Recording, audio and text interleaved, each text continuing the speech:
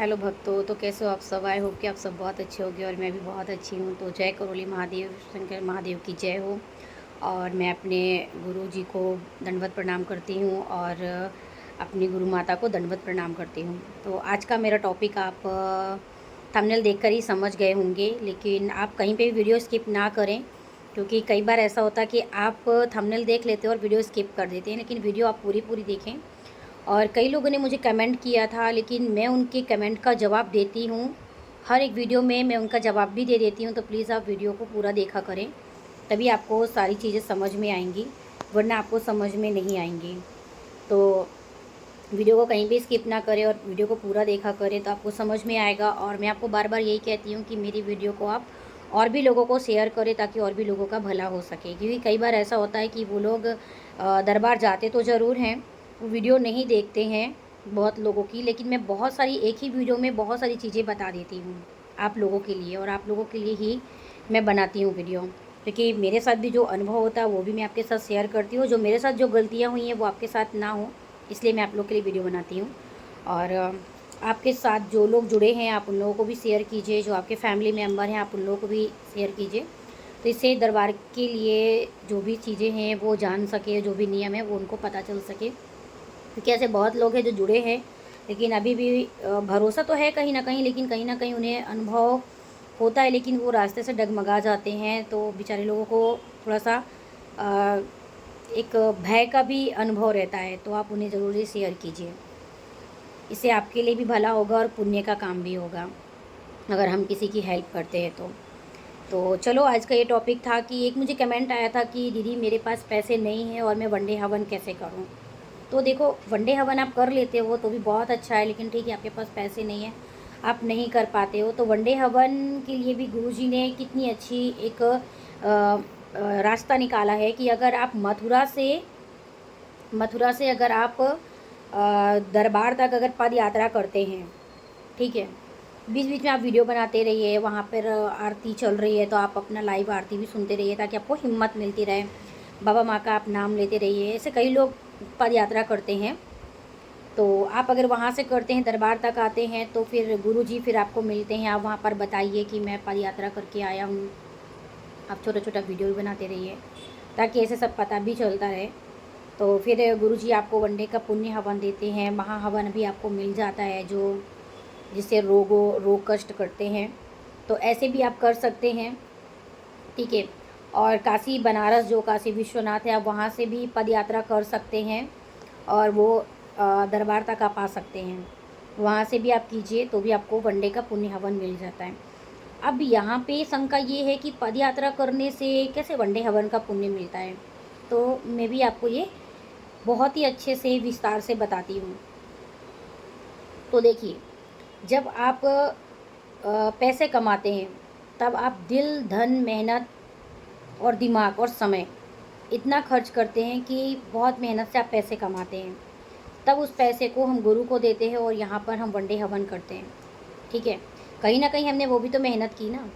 लेकिन अब वनडे हवन के लिए हम पद यात्रा, तो भाई पद यात्रा में आपने अपना टाइम दिया, आपने अपना सब कुछ छोड़कर पद यात्रा की, भगवान को जितने दिन आप पैदल चल रहे हो आपने भगवान को समर्पित किया, आपने इतना विश्वास किया कि आपका सब कुछ ठीक हो जाए।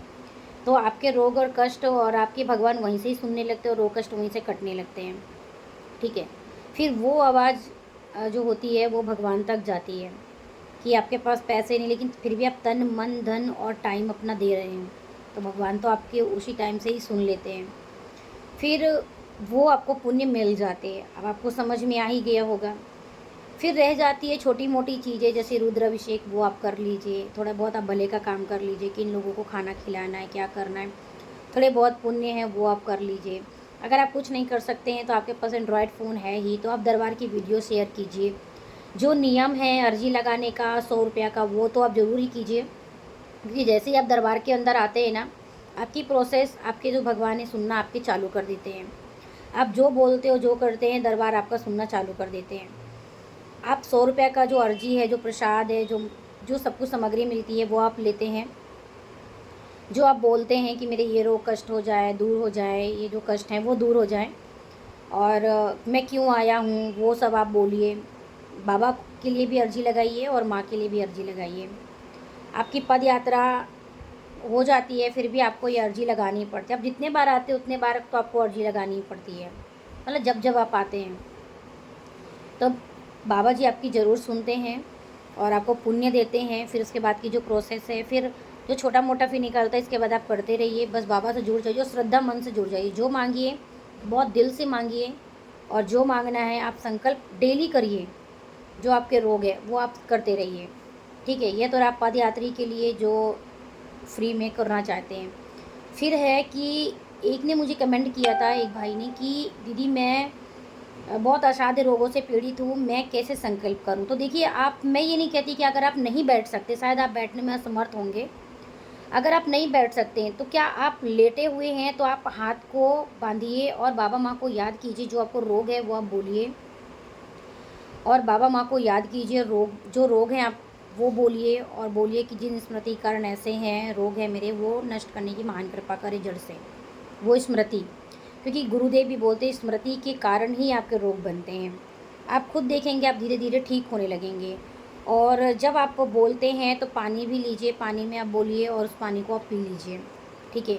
और जब भी आपको लगता है कि जब भी आपको कुछ ऐसे कष्ट हैं तो 4 दाना चीनी या 1 चम्मच आप शक्कर डालिए पानी में, 2 लौंग डालिए, उसमें आप गुरु जी के लिए, मतलब जो भी आपकी जो चल रही है वो आप बोलो और अपने ऊपर से 6 बार उल्टा उतार कर सीधा उतारिए 6 बार और 7वें बार उल्टा उतार कर आप गंदी नाली में, गटर में, जो भी है आप वहाँ फेंक दीजिए। आप खुद देखेंगे आप स्वस्थ होने लगते हैं। और थोड़ा माइंड को आपको कंट्रोल करना है। जो गंदे विचार हैं, एक ने कमेंट किया मेरे गंदे विचार मुझे बार बार आते हैं। आप उस विचार को सोचो नहीं और लगता है कि ऐसे इंसान के पास आप बैठते हो कि वो विचार आपको बार बार परेशान कर रहे हैं। अब वो विचार बार बार आप बाबा को बोलो कि बाबा मुझे ये विचार बार बार आ रहा है, जिन स्मृति के कारण ऐसा आ रहा है, वो स्मृति को सदैव सदैव के लिए नष्ट करने की महान कृपा करे। आप बार बार बोलो कि नष्ट हो जाए, ये नष्ट हो जाए, वो नष्ट हो ही जाएगी। सब कुछ हमारे दिमाग में। फिर एक ने मुझे कमेंट किया था कि ये जो चीज़ है वो बौद्ध धर्म में पहले बोली गई है। तो आप ये बताइए कि सनातन धर्म पहले आया कि बौद्ध धर्म पहले आया? पहले सनातन धर्म, हमारा हिंदू धर्म बहुत पुराना है। हिंदू धर्म तो हमारा पुराना है, लेकिन इसके लिए हम डिस्कस बाद में करेंगे। लेकिन हमें तो सब कुछ पता है ना। मुझे तो लगता है हर इंसान को सब कुछ पता है। सब कुछ पता होते हुए भी वो कहीं पीछे छोड़ देता है, लेकिन वो कुछ नहीं करता। हमें गुरु का ज्ञान होना बहुत ज़रूरी है, ताकि हम गुरु को हर दिन देखते हैं, गुरु को हर दिन फॉलो करते हैं, तो गुरु हमें हर दिन नॉलेज देते हैं, ताकि हम हर दिन अपनी स्मृतियों को कटाते हैं और हर दिन हम अच्छा सोचते हैं। अगर जब हमें गुरु ही ज्ञान नहीं देंगे, हम अपने से ही सारा ज्ञान ले लेंगे, तो हो सकता है कि हमारे पास एक गलत नॉलेज भी होता है, हम गलत नॉलेज का यूज़ करने लगते हैं। वो हमें नहीं करना है। अगर हम गौतम बुद्ध जी की भी बात करें तो उनके पास भी गुरु का ज्ञान था, वो गुरु के ज्ञान से ही आगे बढ़ रहे थे। अगर हम श्री कृष्ण नारायण जी की बात करें तो उनको भी किसी चीज़ की ज़रूरत नहीं थी, लेकिन वो पृथ्वी में आकर पहले गुरु को उन्होंने अपना माना है, फिर उनके मार्गदर्शन से वो आगे बढ़े हैं। क्या ज़रूरत थी उनको, है ना। उस तरह हम भी एक मनुष्य हैं, तो हमें भी गुरु के ज्ञान से ही हमें आगे बढ़ना है। और हम तो बोलते हैं हम तो किताबों से ज्ञान ले लेते हैं, लेकिन फिर हम उसको अपने जीवन में उतारते कहाँ हैं, टाइम नहीं है।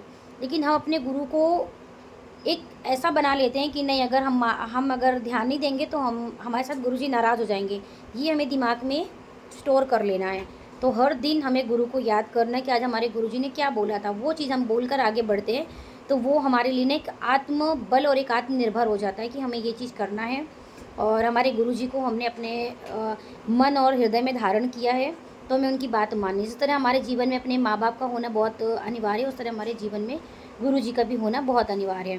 तो सनातन धर्म की मैं एक दिन अपने वीडियो में चर्चा ज़रूर करूँगी कि ये धर्म ने हमें क्या सिखाया है और ये चीज़ कहाँ से ख़त्म हो गई है। तो ये चीज़ हमारी लुप्त हो गई है, ठीक है। हम अपने हिंदू धर्म और सनातन धर्म को पहचान नहीं पा रहे, इसलिए तो हिंदू धर्म रास्ते से विचलित हुआ है। धर्म हमारा खो रहा है, हमें अपने धर्म को पाना है।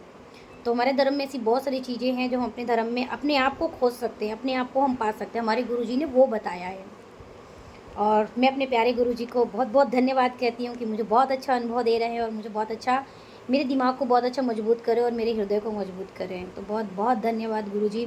और मैं इसी तरह आगे बढ़ती रहूँ, मुझे प्रेरणा देते रहिए, मुझे बहुत अच्छा अनुभव देते रहिए, मेरे को जीवन में आगे बढ़ाते रहिए। और सभी भक्तों को मैं निवेदन करती हूँ कि मेरी वीडियो आपको बहुत अच्छी लगी है तो मेरी वीडियो को लाइक कीजिए, अच्छे कमेंट कीजिए, मैं और अच्छे वीडियोस आपके लिए ला सकूँ और लोगों को आप शेयर कीजिए। नेक्स्ट वीडियो में मैं आपके साथ फिर से मिलती हूँ, जब तक के लिए बाय बाय।